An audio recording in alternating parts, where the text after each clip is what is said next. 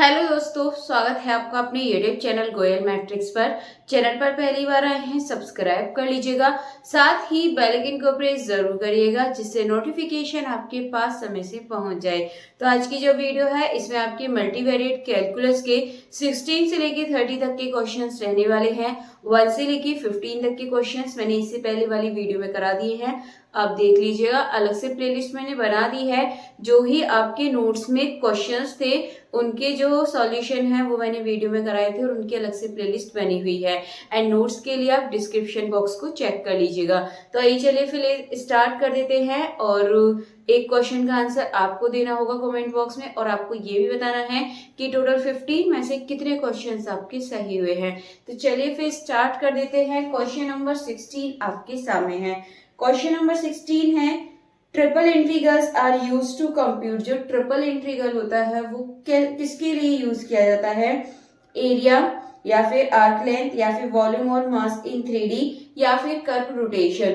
तो आपसे अगर पूछे तो जो ट्रिपल इंटीग्रल है वो क्या कंप्यूट करने के लिए यूज किया जाता है, तो हमेशा ध्यान रखना है आपको वॉल्यूम और मास इन 3D। तो जो ऑप्शन नंबर सी है ये इसका बिल्कुल सही आंसर हो जाएगा। नेक्स्ट चलते हैं क्वेश्चन नंबर 17। क्वेश्चन नंबर 17 है, Jacobian of transformation from Cartesian to polar coordinate is. ठीक है, तो ये वाला आपको बताना है 1 होगा, आर होगा, आर स्क्वायर या 1/r। तो किसकी बात की गई है यहाँ पे? Transformation from Cartesian to polar coordinates. तो चलिए यहाँ पर हम काम करेंगे। यहाँ मान लेते हैं जो x है वो कितना है? r cos थीटा है। एंड जो y है वो कितना है? r sin थीटा है। ठीक है, इतना आप लीजिए। देन इसके बाद आपको क्या करना है? एक बार आपको करना है r की रेस्पेक्ट में, और एक बार करना है थीटा की रेस्पेक्ट में। सेम y के लिए लेंगे तो r के लिए, एंड एक बार आप लेंगे थीटा के लिए। ठीक है, ये आपको याद होना चाहिए, जैकोबियन फॉर्म है ये। तो यहाँ पर आप देखेंगे तो r के लिए करेंगे तो यहाँ पे क्या बचेगा? cos theta. और इसमें आप थीटा के लिए करेंगे तो ये हो जाएगा -r sin थीटा। और उसके बाद आगे करें तो ये है आपका r के लिए करेंगे तो sin थीटा। देन इसके बाद थीटा के लिए करें तो r cos थीटा। ये आपको यहाँ से मिलने वाला है। आप सिंपली यहाँ पर करेंगे तो हो जाएगा r cos स्क्वायर थीटा, ये माइनस माइनस प्लस हो जाएगा r sin स्क्वायर थीटा। अब आपको पता है r इसमें से यदि कॉमन नहीं है तो अंदर क्या बचेगा? cos square theta plus sin square theta, और ये किसके इक्वल होता है? 1 के। तो आपको यहाँ से सिंपली इसका आंसर मिल चुका है r। आप डायरेक्टली भी इसको याद रख सकते हैं। अगर आपसे पूछ ले कि जो जैकोबियन ऑफ ट्रांसफॉर्मेशन है from Cartesian to polar coordinates, तो आपका क्या होगा? तो ये आपका r होता है। इस तरीके से आप सॉल्व भी कर सकते हैं, या फिर आप इसको याद भी रख सकते हैं। तो इसका जो ऑप्शन नंबर बी है ये बिल्कुल सही आंसर हो गया है।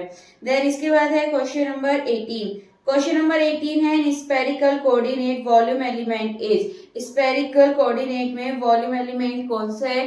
तो एक काम करिएगा, इसका जो सही आंसर है आप लोग बता दीजिएगा। जैसे मैंने सेकंड वाला निकाला था उसी की तरह कोशिश करके आप थर्ड वाले को निकाल कर देखिएगा। ठीक है, तो चलिए बताइएगा जरूर इसका सही आंसर क्या है। बढ़ते हैं क्वेश्चन नंबर 4 की तरफ।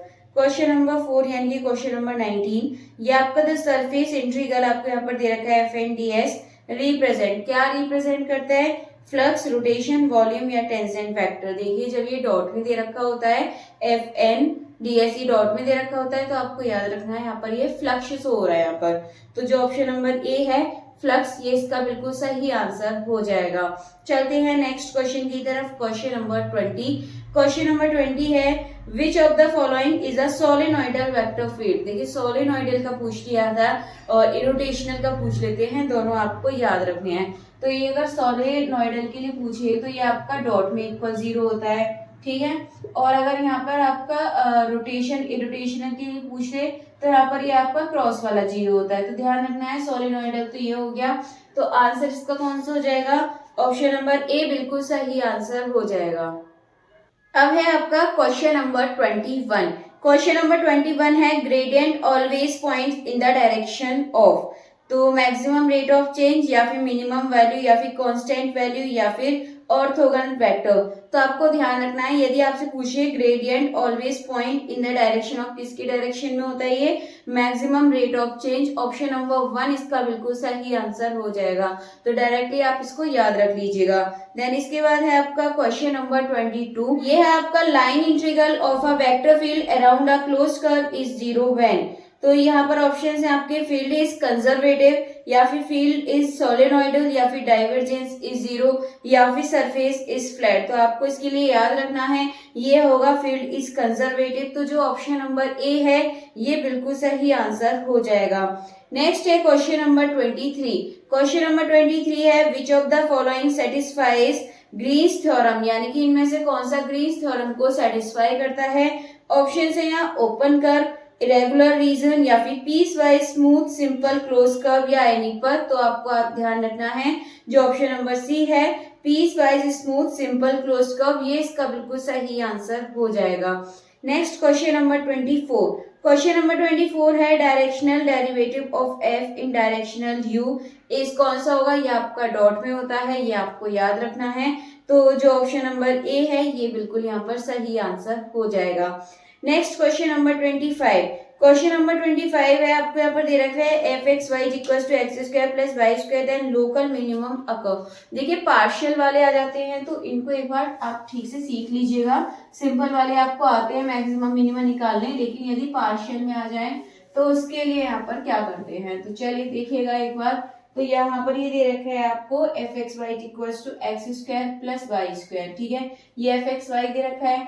अब आप यहाँ पे क्या करेंगे, पहले आप कर दीजिए यहाँ पर एफ की मतलब एक्स की रेस्पेक्ट में करेंगे यहाँ पे तो आपको 2x मिलेगा, फिर देन इसके वाई के लिए करिए तो आपको कितना मिलेगा 2y मिलेगा। सेम हम यहाँ पे डबल, और इसको आप यहाँ पर इस तरीके से भी लिख सकते हैं, इसको एफ एक्स लिख सकते हैं और इसको एफ वाई लिख सकते हैं, ये आपके लिए थोड़ा और सिंपल पड़ जाता है लिखना। अब यहाँ पर हम पॉइंट निकालने के लिए इक्वल 0 पुट करेंगे, 0 पुट करेंगे तो x कितना आ गया आपका 0 आ गया और y भी आपका 0 आ गया। पॉइंट तो आपको मिल चुके हैं, बस आप ये देख लीजिए कि इस पर ये जो वैल्यू है जैसा कि क्वेश्चन में पूछा है मिनिमा के लिए पूछा है इसमें, तो मिनिमा के लिए वैल्यू मतलब ये पॉइंट है या नहीं है ये चेक करेंगे। तो इसके लिए आप क्या करेंगे डबल डेरिवेटिव करिए, तो डबल डेरिवेटिव करेंगे तो कितना मिलेगा 2 एंड इसका करेंगे तो ये कितना मिलेगा आपको, यहाँ पर मिलेगा आपको ये भी 2 मिलने वाला है और ये एक्स वाई यानी कि इसके रेस्पेक्ट में कर देंगे तो ये आपको 0 मिलेगा। और इसके बाद अब आपको फॉर्मूला याद होना चाहिए हम किस तरीके से लगाते हैं, तो ये होता है आपका F X X into F Y Y minus करते हैं उसमें से एक्स वाई के स्क्वायर को, तो ये कितना है आपका 2 तो 2 मल्टीप्लाई 2 माइनस 0 का स्क्वायर, तो कुल मिला के आपको कितना मिल गया यहाँ 4। तो 4 कैसा है आपका 0 से बड़ा होता है, तो मतलब मिनिमम वैल्यू आ रही है 0 0 पर। तो यहाँ पर आपको आंसर पता चल चुका है, पॉइंट्स पूछे हैं तो ऑप्शन नंबर सी 0,0 ये इसका बिल्कुल सही आंसर हो जाएगा। नेक्स्ट है क्वेश्चन नंबर 26। क्वेश्चन नंबर 26 है एफ इज इक्वल टू आपको दे रखा है देन डाइवर्जेंस ऑफ एफ आपको यहाँ पर फाइंड करना है, डाइवर्जेंस ऑफ एफ क्या होगा। तो चलिए फिर इस तरीके के क्वेश्चंस को भी यहाँ पे देख लेते हैं, वैसे तो ये आपको आता ही है। तो यहाँ पर है आपका ये एफ इज इक्वल टू आपको गिवन है Y Z I Z X J then आगे है एक्स वाई के, ठीक है। डाइवर्जेंस निकालना है तो इसके लिए आपको पता है मैंने डायरेक्टली बताया, कुछ भी याद मत रखिए। डाइवर्जेंस के लिए आई वाले का वाई जेड मतलब एक्स की रेस्पेक्ट में करते हैं तो वाई जेड एक्स है ही नहीं तो 0 मिलेगा। सेम जे वाले का वाई की रेस्पेक्ट में करते हैं, वाई है ही नहीं यहाँ पे भी 0। ऐसे के जहां पर के दे रखा है उसका हम जेड के लिए करते हैं, ये भी नहीं दे रखा, तो कुल मिलाकर 0 आपको यहाँ से आंसर मिल जाएगा। यदि ऑप्शंस देखें तो ऑप्शन नंबर ए 0 बिल्कुल सही आंसर हो जाएगा। नेक्स्ट है क्वेश्चन नंबर 27। क्वेश्चन नंबर 27 है द वेक्टर फील्ड आपको दे रखा है, आपको इसका कर्ल निकालना है। चलिए इस क्वेश्चन को भी देख लेते हैं और देखिए क्या दे रखा है आपको यहाँ पर एफ इज इक्वल टू दे रखा है, ये आपको F is equal to minus Y I plus X ये आपको यहाँ पर गिवन है। कर्ल आपको यहाँ पे फाइंड करना है, इसके लिए आपको ध्यान रखना है एक्स और वाई वाले फॉर्म में दे रखे हैं, इसके अलावा आपको और कुछ नहीं दे रखा। तो आई जे लीजिए यहाँ पर और यहाँ पर एक्स के लिए और यहाँ पर वाई के लिए आपको करना है, और ये आपका यहाँ पर आई के नीचे माइनस वाई लिख दीजिए और जे के नीचे ये एक्स लिख दीजिए। ऐसे करेंगे तो ये हो जाएगा आपका एक्स के लिए 1 हो जाएगा और ये वाई के लिए आपका कैसा हो जाएगा, यहाँ पर माइनस ऑलरेडी होता है तो ये 1 हो जाएगा, 2 मिलाकर आपको आंसर मिल जाएगा। तो 2 आंसर आपका यहाँ पे होने वाला है और ये आपको ध्यान रखना है, ये तो आपका x हो गया और ये y का हो गया, तो ये आपको 2 यहाँ से आंसर मिल जाएगा। यदि ऑप्शंस देखें तो ऑप्शन नंबर सी 2 बिल्कुल इसका सही आंसर हो जाएगा। नेक्स्ट है question number 28, if F X Y is equal to 3x square plus 4y square, the point आपको यहाँ पर पॉइंट दे रखे हैं। अब आपको ये बताना है कि मैक्सिमा होगा या मिनिमा होगा। तो चलिए फिर इस क्वेश्चन को भी यहाँ पर देख लेते हैं।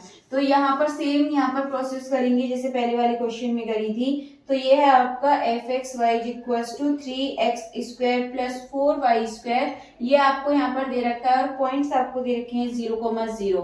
तो आइए चलिए कर लेते हैं इस क्वेश्चन को। 0,0 पे आपको बताना है कि आपका मैक्सिमम होगा, सैडल पॉइंट होगा, मिनिमम होगा या critical point only.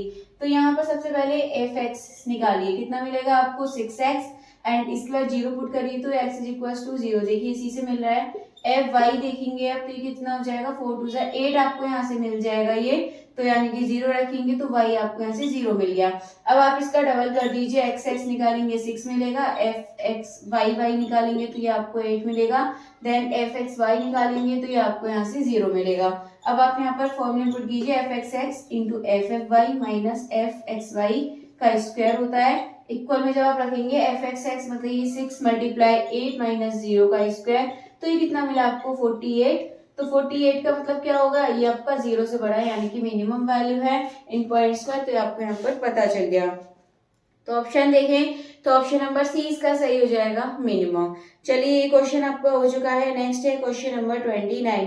Question number 29 है the area under curve z is equal to F X Y over region R बोला है। तो देखिए बहुत आसान है पहचानना, रीजन आर बोला है तो जिसमें भी आपका यहाँ पर सरफेस में आर लग रहा है वही सही हो जाएगा, बेस में आर दे रखा है, तो जो ऑप्शन नंबर ए है ये इसका बिल्कुल सही आंसर हो जाएगा। नेक्स्ट है क्वेश्चन नंबर 30। तो यहाँ पर क्वेश्चन नंबर 30 को देखेंगे तो ये Jacobian for transformation x is equal to आपको दे रखा है, y इज इक्वल टू आपको दे रखा है, आंसर आपको बताना है। तो जो अभी मैंने आपको क्वेश्चन नंबर 17 आपको मैंने कराया था, सेम आपको वही प्रोसेस इस पे करनी है, जो आपका 17 का आंसर है वही इस क्वेश्चन का आंसर होने वाला है। तो ये आप लोगों को बताना है कि इसका सही आंसर क्या होगा। तो चलिए आज के जो टोटल 15 क्वेश्चन है ये आपके कंप्लीट हो चुके हैं। आई होप क्वेश्चंस आपको अच्छे लगे होंगे, एंड ऐसे ही आगे के क्वेश्चंस के लिए आप चैनल को सब्सक्राइब कर लीजिएगा। प्लेलिस्ट अलग से बनी हुई है, उनको आप जरूर देखिएगा। तो चलिए फिलहाल चलते हैं, मिलेंगे हमारी नेक्स्ट वीडियो में आगे की क्वेश्चंस के साथ। तब तक के लिए आप वीडियो को ज्यादा से ज्यादा लाइक कमेंट शेयर कर दीजिएगा।